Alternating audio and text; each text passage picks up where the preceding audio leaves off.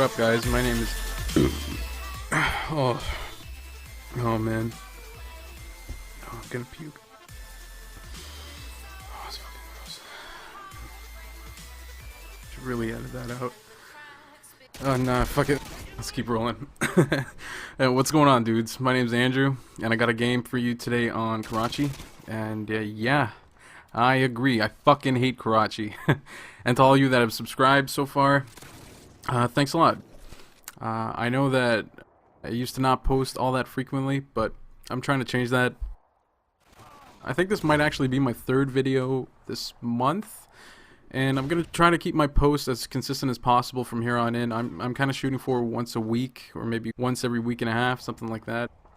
And if you're new to my channel, or maybe this is actually the first video of mine that you've seen, my style isn't so much educational. Like, sometimes I do throw in some tips and tricks and shit like that, but for the most part, as for right now, I think that maybe I'll incorporate a lot more of my gameplay into my commentaries once Black Ops comes out, because it'll be a fairly new game, and I'm sure that there'll be a lot of people that are going to flood to YouTube to study up on how to get better at Call of Duty. And just to get the generics out of the way, I'm running with the Scar with extended mags, and a silenced PP2000 on my secondary, and that thing kicks ass at close range, man. I fucking love that thing. My perks are Scavenger, Stopping Power, Ninja. Yep, I'm creative. And kill streaks are set to Pred Missile, Harrier, and Pavlo. And as you can see, my Pavlo fucking rapes in this game. It's kind of a little unfair at times, and I think that the Pavlo is actually going to come back in Black Ops, so hopefully they'll tune that a little bit, make it a little weaker, because I tend to die a lot more from the Pavlo than any other kill streak. So, and a lot of people are really stoked for Black Ops, and I'm fucking excited. Like, when Treyarch made World at War, they didn't really revamp the series all that much. It was pretty much most of the same things, and especially most of the same things that pissed people off from COD 4, like martyrdom and shit like that.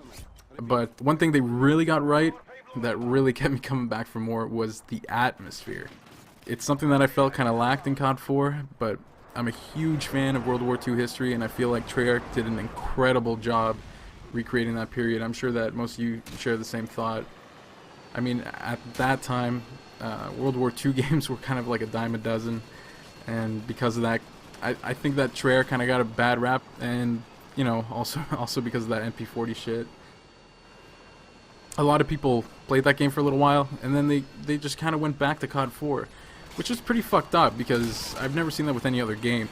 Usually with new releases on an established IP like Call of Duty or Halo or some shit, people just naturally migrate to what's new and fresh. But now, there was kind of like a schism in the franchise, where like half the community was on COD 4 and half the community was on World at War, and they were both like butting heads and saying your game sucks, yada yada yada, all that shit.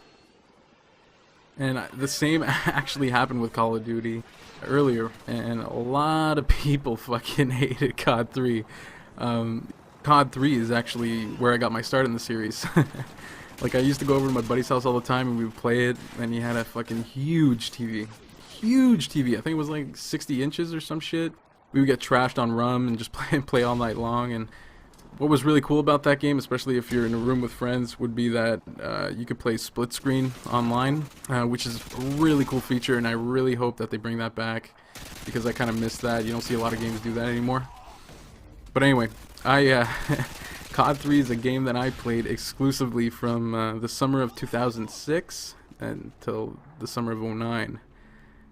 And when I say exclusively, I mean that Call of Duty 3 was all that I owned. I had like a $300 Xbox, and for 3 years, I only had one game for it.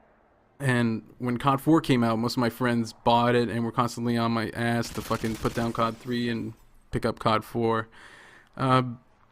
But I wouldn't. You know, I wasn't even tempted to try it, to tell you the truth.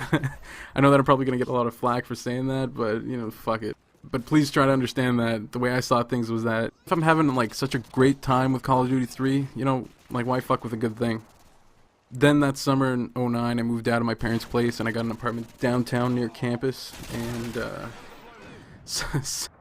some bum actually broke into my place one night when I was at work and stole my Xbox. It actually had the 3 red rings of death, so fuck him, he's an idiot. And it's actually pretty funny though. My roommate chased him out with a Guitar Hero guitar. But anyway, that's a fucking other story. I'll maybe tell you guys some other time. So anyway, I got a new Xbox. I finally caved in and bought COD 4 and World of War at the same time, which was a really fucking stupid idea. I mean, it was because I had double the crack. You know what I mean? I couldn't get enough of it. It was real bad. Like as soon as I put down the controller after playing COD 4, I'd be like, you know, okay, I'm done with this for the night. I'm gonna go to bed, relax. But instead of doing that, what I would do is pop in World at War because it felt fresh, it was new, and whenever I was done that, I would put the other game in. It just went back and forth. So anyway, unfortunately, I didn't plan to ramble on that long. Like, you know, like in most of my videos, I upload a video with a topic in mind. So, in this one, I wanted to talk about how I often heard big names on YouTube, and when I say big, I mean with guys like over like 15,000 subscribers. Anyway, I often heard them say that they had the most fun with this whole YouTube thing when they had like less than 1,000 following their channel. And I never really understood that. I mean, isn't the whole point of this gameplay commentary thing to, you know, like share yourself with an audience, and the bigger the audience, the better. But maybe I just really don't understand that thought because my channel's still fairly small. Even if I have a handful of subscribers, I can honestly say that I'm having a real blast with this whole YouTube thing. Like it really seems that I'm addicted. Like when I'm at work and things are slowing down, I see myself writing little tidbits down that I want to share with you guys. I'm trying to wrap my head around Sony Vegas editing. It's quite a fucking challenge. I end up checking my YouTube inbox like more often than my email, and I try to make an effort to get back to you guys as soon as I can. And the reason for that is because, you know, I'm really loving this shit, and I get nothing less than support from all of you, and I'm really appreciative of that. I know that this YouTube thing, it's kind of a petty thing to talk about if you look at it, but, and I know that I sound like I got a vagina right now, but fuck you. but if you look at the comments on other people's videos, you'll see that there are some real fucking douchebags out there, and it's just refreshing to know that people enjoy my material and they show support. Now, I'm nobody on YouTube, and that's fine, you know? Like, whatever, at least I have a big dick. But I really thought people would look at my videos and think, who the fuck is this asshole? Does he think he's Hutch or something? I'm gonna tell him he's garbage and that I fucked his sister. But no, that's the complete opposite of how things turned out. Like, I get nothing but kind words from you guys, and if you happen to disagree with something I said in the commentary, you send me a polite message saying, you know, great job, I liked your video, show me your penis. However, I would like if you could try this instead in your next commentary. And you know, that's awesome that there's some cool people out there, and if you like my videos and want to play with me, fuck, add me, you know, that's dope. I know that most of you know that I put a lot of work into all this shit, and because of that you show me respect, which I really appreciate. I'm also meeting some really cool people by doing this, like people with YouTube channels of their own who are a lot better than I am, and playing with subscribers. Like, actually here I'm playing with a buddy, Drew, who's pretty fucking hilarious.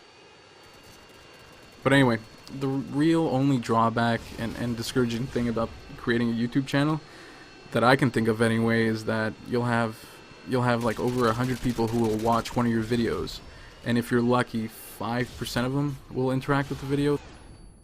And I'm not asking them to like what I'm doing. Like, if you don't like me, cool, suck my dick.